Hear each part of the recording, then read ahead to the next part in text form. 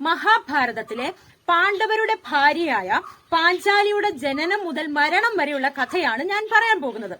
പാഞ്ചാല രാജാവായ ദ്രുപദന് മക്കളില്ലായിരുന്നു. മക്കളില്ലാത്ത ദ്രുപദൻ സന്താനലബ്ധിക്ക് വേണ്ടി ഒരു യാഗം നടത്തി. യാഗത്തിന്റെ ഒടുവിൽ യാഗകുണ്ഡത്തിൽ നിന്ന് ദൃഷ്ടദ്യുമ്നൻ എന്നു പേരുള്ള ഒരു യുവാവും കൃഷ്ണ എന്നു പേരുള്ള ഒരു യുവതിയും പൊങ്ങി വന്നു. ഈ കൃഷ്ണ എന്ന് പറയുന്ന പെൺകുട്ടിയുടെ മറ്റൊരു പേരാണ് പാഞ്ചാലി. പാഞ്ചാലി എന്ന് വെച്ചാൽ പാഞ്ചാല രാജാവിന്റെ മകൾ, പാഞ്ചാല രാജ്യത്തിന്റെ മകളായതിനാൽ പാഞ്ചാലി എന്നും, ഇനി ദ്രുപദന്റെ മകളായതിനാൽ ദ്രൗപദി എന്നും അറിയപ്പെടുന്നു. പാഞ്ചാലിക്ക് ബാല്യവും കൗമാരവും ഇല്ലായിരുന്നു. ഞാൻ പറഞ്ഞല്ലോ, യാഗകുണ്ഡത്തിൽ നിന്ന് ഉയർന്നു വന്നവളാണ്. അന്നേരം യൗവനയുക്തിയായ ഒരു പെൺകുട്ടിയായിട്ടാണ് അതിസുന്ദരിയായ പാഞ്ചാലി, അതിമിടുക്കിയായ പാഞ്ചാലി വരുന്നത്. അന്നേരം യൗവനയുക്തിയായപ്പോൾ തന്നെ ദ്രുപദ രാജാവ് ഒരു സ്വയംവരം നടത്താൻ തീരുമാനിച്ചു. സ്വയംവരം എന്താണ്? കറങ്ങിക്കൊണ്ടിരിക്കുന്ന ഒരു യന്ത്രവും അതിന്റെ നടുക്കായി ഒരു ലക്ഷ്യസ്ഥാനവുമുണ്ട്. ആ ലക്ഷ്യസ്ഥാനത്തിലേക്ക് അമ്പെയ്യാനായിട്ട് താഴെ ഒരു കുലവില്ലും സ്ഥാപിച്ചു. അപ്പോൾ എങ്ങനെയാണ് സ്വയംവരം ചെയ്യുക? കുലവില്ല് കുലയ്ക്കുക, കറങ്ങിക്കൊണ്ടിരിക്കുന്ന യന്ത്രത്തിന്റെ നടുക്കുള്ള ലക്ഷ്യസ്ഥാനത്തിൽ കൊള്ളിക്കുക. അങ്ങനെ പല രാജാക്കന്മാരും വന്നു. പലരും സ്വയംവരത്തിൽ നിന്ന് പിന്മാറി മടങ്ങിപ്പോയി.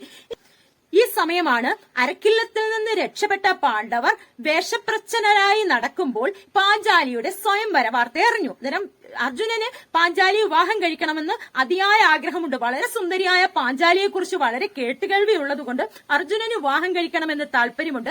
പാഞ്ചാലിക്കും വില്ലാളി വീരനായ അർജുനന്റെ കഥകൾ കേട്ടതിനാൽ അർജുനന് വിവാഹം കഴിക്കണമെന്ന് പാഞ്ചാലിക്കും ആഗ്രഹമുണ്ട്. അങ്ങനെ അർജുനൻ സ്വയംവരത്തിൽ പങ്കെടുത്തു. ആ കുലവില്ലു കുലച്ചു. അങ്ങനെ അർജുനൻ പാഞ്ചാലിയെ വിവാഹം കഴിച്ചു. അർജുനൻ പാഞ്ചാലിയുടെ കഴുത്തിൽ സ്വയംവരമാലയിട്ടു. അങ്ങനെ പാഞ്ചാലിയെ കൂട്ടിക്കൊണ്ട് അർജുനൻ കുന്തിയുടെ അടുത്ത് വന്നു. കുന്തിയുടെ അടുത്ത് വരുമ്പോൾ ഇവര് ഈ സമയം വേഷപ്രച്ഛന്നരായി കാട്ടിൽ താമസിക്കുന്ന സമയമാണ്.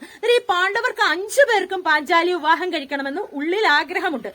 ഈ 5 പേരും കൂടി കുന്തിയുടെ അടുത്ത് വന്നുകൊണ്ട് പറഞ്ഞു, അമ്മേ ഞങ്ങൾ ഇതാ ഭിക്ഷ കൊണ്ടുവന്നേ എന്ന് പറഞ്ഞു. ഭിക്ഷ കൊണ്ടുവന്നേ എന്ന് പറഞ്ഞപ്പോൾ ഉടനെ തന്നെ കുന്തി പറഞ്ഞു, മക്കളെ നിങ്ങൾ 5 പേരും പങ്കിട്ടെടുത്തോളൂ എന്ന് പറഞ്ഞു. അത് കുന്തി മനഃപൂർവ്വം പറഞ്ഞതാണ്. എന്തുകൊണ്ടാണ്? കുന്തിക്കറിയാം അതൊരു പെണ്ണിനെ തന്നെയാണ് കൊണ്ടുവന്നേന്നറിയാം. 5 പേരും വേറിട്ട് പോകാതിരിക്കാൻ, എല്ലാവരും ഒറ്റക്കെട്ടായി നിൽക്കാൻ വേണ്ടിയിട്ട് കുന്തി പറഞ്ഞതാണ്, നിങ്ങൾ 5 പേരൂടെ പങ്കിട്ടെടുത്തുകൊള്ളൂ എന്ന് പറഞ്ഞു. അപ്പോൾ തന്നെ ധർമ്മപുത്രര് പറഞ്ഞു, അമ്മയുടെ വാക്ക് നമ്മൾ കേൾക്കണം, 5 പേരും പങ്കിട്ടെടുത്തുകൊള്ളാനല്ലേ പറഞ്ഞത്. അങ്ങനെ അവർ തീരുമാനിച്ചു, അമ്മയുടെ ആഗ്രഹപ്രകാരം 5 പേരും ഭർത്താക്കന്മാരാവാം. അപ്പോഴും ഒരു പ്രശ്നം, 5 പേർ എങ്ങനെ ഒരേ സമയം ഭർത്താവായി നിലനിൽക്കും?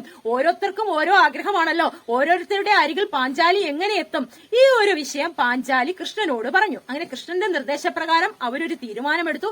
ആദ്യത്തെ ഒരു വർഷം ധർമ്മപുത്രരുടെ ഭാര്യയാവുക, 2ാമത്തെ വർഷം ഭീമസേനന്റെ ഭാര്യയാവുക, 3ാമത്തെ വർഷം അർജുനന്റെ, 4ാമത്തെ നകുലൻ, സഹദേവൻ. ഈ സമയം അവരുടെ മാത്രം ഭാര്യയാവുക.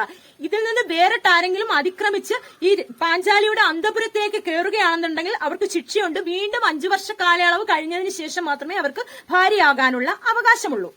അങ്ങനെ പാഞ്ചാലി പാണ്ഡവരോടൊത്ത് ഇന്ദ്രപ്രസ്ഥത്തിൽ താമസിക്കുന്ന നാളിൽ ധർമ്മപുത്രർ ദുര്യോധനനുമായി ചൂതുകളിയിൽ ഏർപ്പെട്ടു. ചൂതുകളിയിൽ ഏർപ്പെട്ടപ്പോൾ ധർമ്മപുത്രർ എല്ലാം ചൂതിനായി എല്ലാം പണയം വെച്ചു. പണയം വെച്ച കൂട്ടത്തിൽ അവസാനം പാണ്ഡവരെ തന്നെയും പണയം വെച്ചു.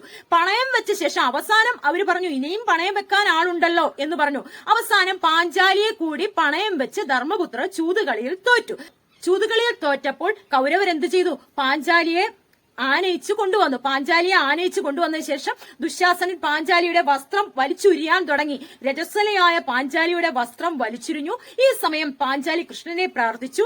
വീണ്ടും വസ്ത്രം ഉരിയുന്നതിനനുസരിച്ച് വീണ്ടും അടിവസ്ത്രം കാണപ്പെട്ടു. ദുശ്ശാസനം വീണ്ടും വലിച്ചുരിയാൻ ആരംഭിച്ചു.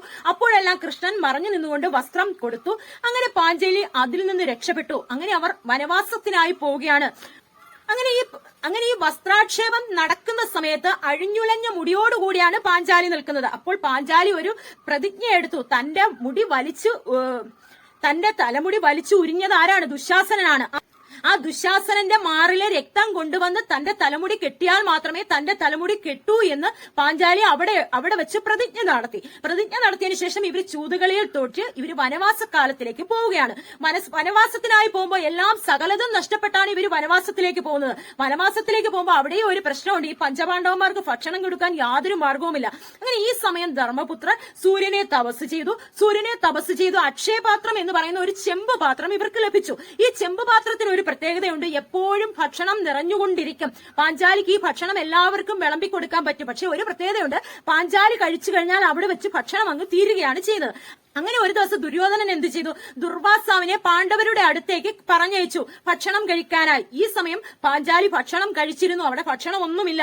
ഈ സമയം പാഞ്ചാലി വീണ്ടും വിഷമിച്ചു. ദുർവാസാവിന് ഒരു പ്രത്യേകതയുണ്ട്. എന്തെങ്കിലും ദേഷ്യപ്പെട്ടു കഴിഞ്ഞാൽ അദ്ദേഹം ശപിക്കുകയും ചെയ്യും. സന്തോഷം വന്നു കഴിഞ്ഞാൽ ദുർവാസാവും നല്ല വരം കൊടുക്കുകയും ചെയ്യും. ഈ സമയം പാഞ്ചാലി വളരെ കഷ്ടത്തിലായി. എങ്ങനെ ദുർവാസാവിന് ഭക്ഷണം കൊടുക്കും? അങ്ങനെ പാഞ്ചാലി ശ്രീകൃഷ്ണനെ പ്രാർത്ഥിച്ചു. ശ്രീകൃഷ്ണനെ പ്രാർത്ഥിച്ചപ്പോൾ ശ്രീകൃഷ്ണൻ വന്നു. ശ്രീകൃഷ്ണൻ അക്ഷയപാത്രത്തിലിരുന്ന ഇല എടുത്ത് ഭക്ഷിച്ചു. അങ്ങനെ ശ്രീകൃഷ്ണൻ സംതൃപ്തനായി. പെട്ടെന്ന് അക്ഷയപാത്രത്തിൽ ഭക്ഷണം നിറഞ്ഞു. ഈ അക്ഷയപാത്രത്തിൽ നിറഞ്ഞ ഭക്ഷണം ദുർവാസാവിന് കൊടുക്കുകയും ദുർവാസാവ് കഴിച്ച് സംതൃപ്തിയോടെ മടങ്ങുകയും ചെയ്തു. പിന്നീട് വനവാസക്കാലത്ത് ജയദ്രഥൻ എന്ന് പറയുന്ന രാജാവ് പാഞ്ചാലിയെ കട്ടുകൊണ്ടുപോകുന്ന ഒരു രംഗവുമുണ്ട്. പിന്നീട് കാലങ്ങൾ കഴിഞ്ഞ് ഇവരുടെ അജ്ഞാതവാസക്കാലമായി. അജ്ഞാതവാസക്കാലത്ത് വിരാട രാജധാനിയിലാണ് ഇവിടെ നിൽക്കുന്നത്. അവിടെ കീചകൻ എന്ന് പറയുന്ന ആള് ഇവരെ വേഷം മാറിയാണ് നിൽക്കുന്നത്. പാഞ്ചാലി സൈരന്ധ്രിയായിട്ടാണ് നിൽക്കുന്നത്. അതായത് രാജ്ഞിയുടെ തോഴിയായിട്ടാണ് നിൽക്കുന്നത്.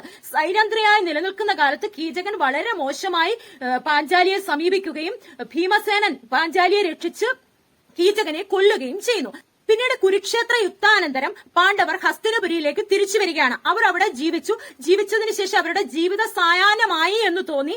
ജീവിത സായാഹ്നമായപ്പോൾ അവർ മഹാപ്രസ്ഥാനത്തിലേക്ക് പോവുകയാണ്. മഹാപ്രസ്ഥാനത്തിലേക്ക് പഞ്ചപാണ്ഡവന്മാരും പാഞ്ചാലിയുമായി ഇങ്ങനെ ഹിമാലയ പർവ്വതത്തിന്റെ മുകളിൽ കൂടി സ്വർഗത്തിലേക്കുള്ള യാത്രയാണ്. ആദ്യമേ തന്നെ പാഞ്ചാലി വീണു. പാഞ്ചാലി വീണപ്പോൾ മറ്റുള്ളവർ ചോദിച്ചു, എന്താണ് പാഞ്ചാലി ആദ്യമേ വീണത് എന്താണെന്ന് ചോദിച്ചു. അപ്പോൾ ധർമ്മപുത്രൻ പറഞ്ഞു, പാഞ്ചാലി ഒരു തെറ്റ് ചെയ്തു. എന്താണ് തെറ്റ് ചെയ്തത്? 5 ഭർത്താക്കന്മാരുണ്ട്. 5 ഭർത്താക്കന്മാരെ ഒരുപോലെ തന്നെയാണ് കാണേണ്ടത്. പക്ഷെ പാഞ്ചാലിക്ക് എപ്പോഴും തന്റെ ഉള്ളിൽ കൂടുതൽ ഇഷ്ടം അർജുനനോടുണ്ടായിരുന്നു. അങ്ങനെ ഒരു പക്ഷപാതം കാണിച്ചതുകൊണ്ടാണ് പാഞ്ചാലി ആദ്യമേ തന്നെ മറിഞ്ഞു വീണത്. അങ്ങനെ പാഞ്ചാലി അവിടെ മരിച്ചു. വീണ്ടും ധർമ്മപുത്രരൊഴികെയുള്ള മറ്റുള്ള പാണ്ഡവരെല്ലാം മരിച്ചു. അവസാനം ഇന്ദ്രന്റെ രഥത്തിലേറി ധർമ്മപുത്ര സ്വർഗത്തിലെത്തുമ്പോൾ പാഞ്ചാലിയും മറ്റു പാണ്ഡവരും സ്വർഗത്തിലിരിക്കുന്നത് കാണുകയും ചെയ്തു. അവരുടെ സ്വർഗാരോഹണം വരെയുള്ള കഥയാണ് മഹാഭാരതത്തിന്റെ അവസാന ഭാഗം.